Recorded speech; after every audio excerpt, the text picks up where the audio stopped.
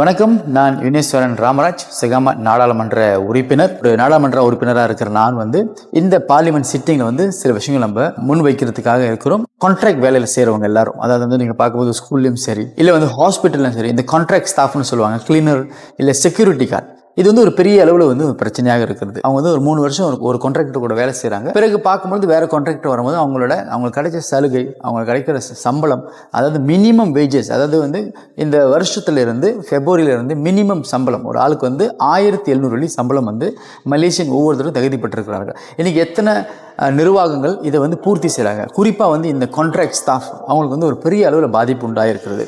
இதை நம்ம கலந்து ஆலோசித்து பல பரிசீலனை செய்து மற்றும் பல ஆய்வுகள்லாம் செஞ்சு பார்க்கும் பொழுது நிறைய பேர் இதில் பாதிக்கப்பட்டிருக்கிறாங்க.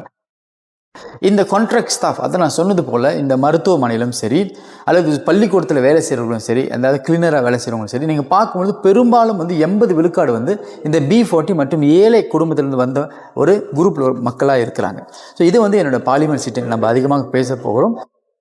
மக்கள் நலனுக்காக எப்பொழுதும் எங்களை போல மக்கள் பிரதிநிதிகள் குரல் கொடுத்து கொண்டே தான் இருப்போம். நன்றி, வணக்கம்.